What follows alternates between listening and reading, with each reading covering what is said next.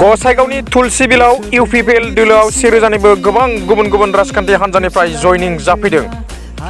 दिनै गसाइगाव मुखुमनि सिङाव थानाय 29 नं सोनाब कक्राझार विधानसभा बियाबनि बेन्दोंआव गोग्लैनाय तुलसिबिल गोजौसिन फरायसालिनि गेवलां गेलेग्रा फोथाराव गुबुन गुबुन राजखान्थि हान्जानिफ्राय 1000निबो बांसिन इउपिपिएल राजखान्थि हान्जायाव जयनिं जाफैदों।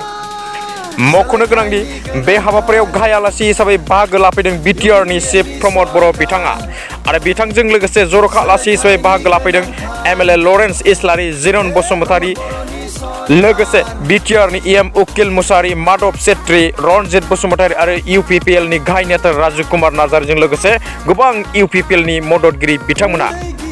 बे हाबाफारियाव बाहागो लानाय प्रमद बर' बिथाङा खौरांगिरिनि सिगाङाव बिपिएफ सरकारा थांनाय 17 बोसोर सरकाराव थानाय समाव हा गैजायै सुबुंफोरनो 15,000ल' हानि फोरमान बिलाइ होनो हादों, नाथाय इउपिपिएल सरकारा बोसोरथामावनो 1 लाखनिबो गोबां हा गैजायै सुबुंफोरनो हानि फोरमान बिलाइ होनो हादों होननानै फोरमायदों।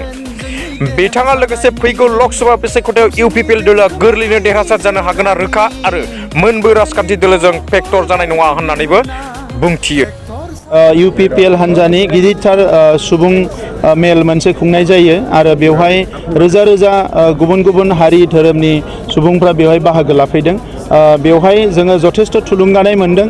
बे रोजा रोजा सुबुंनि बाहागो लानायानो इउपिपिएल हान्जाया जे रायजोनि थाखाय मोजां मावगासिनो दङ बिनि फोरमानखौ दिन्थियो आरो बिनि थाखायनो जों थुलुंगाखांनाय मोनदों जे बिथांमोना जे जोंनि सायाव फोथायनाय, जोंनि सायाव बिथांमोननि जि आस्था बेखौ लाखिदों आरो जोंनो जि अननाय होदों बिनि थाखायनो जोङो आरोबाव थुलुंगाखांनाय मोनदों जे जोंनि जि थांखि बड'लेण्ड ओनसोलाव अरायसम गोजोन गायसननाय, अरायसम रैखाथिखौ बयनोबो होनो हानाय आरो हारि माहारिनि गेजेराव खौसेथि खालामनानै ओनसोलखौ गासैबो बिथिंनिफ्राय जौगाहोनाय बे हाबाफारियाव जों आरोबाव गोख्रोङै खामानिखौ मावलांबावनो हागोन आं बेखौ मिजिंथिदों आरो लोगोसे बे गासैबो रायजो राजाफोरखौ जों इउपिपिएल दोलोनिफ्राय रोजा रोजा साबायखर बावदों।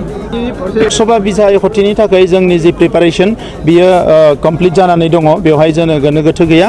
जोङो बावैसो जोंनि बिजाथिखौबो जोंनि कोर कमिटि मिटिं जानायनि उनाव फोसावगोन आरो जिखिनि क'क्राझार लकसभा बा दरं उदालगुरि लकसभा मोननैयावबो जोंनि जि केम्पेइन बेयो स्ट्रङै सोलिगासिनो दङ।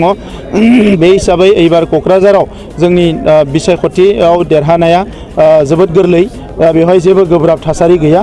दा नंखायनो आङो रायजो राजा बिथांमोनखौ खावलायगोन जे खेबसे भट होनानै मोनसे सोलायनायखौ लाबोनो हाबाय। दा बेनिखायनो फिन जोंनि लकसभानि बिजाथिखौ जाहाथे बयबो देरहाहोनो थाखाय रोजा रोजा भट होनानै आरो भारतआव मोनसे गोख्रों सरकार दानायाव बयबो मदद होयो बेखौनो आं बयनिसिमबो खावलायो। बेबायदि जेबो थासारि गैया दायो।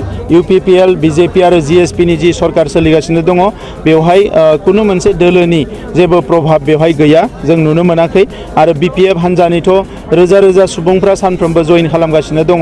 दा बेनिखायनो फैबाय थानाय जि लकसभा बिसायख'थि बेयो जोंनि थाखाय जोबोद गोरलै जागोन आरो गोबां भटआव जोंनि बिजाथिया देरहालांगोन। बिथांनि जे आगोलनि थासारिया गैला। बै समाव रायजो राजाफ्रा बर'खौ गाज्रि मोननानै बर'नि सायाव खुद्रिनाय दङमोन, बिनिखायनो बिथांनो भट होदोंमोन। नाथाय दायो बेबायदि गैला आरो खेबनै एमपि जानानै बिथाङा खुनु मोनसे खामानि मावाखै। रायजो राजाया बिदिन्थि होनो हानाय बबेबा मोनसे लामा, बबेबा मोनसे दालां, बबेबा मोनसे स्कुल लुना होनाय बेबायदि जेबो बिदिन्थि गैया।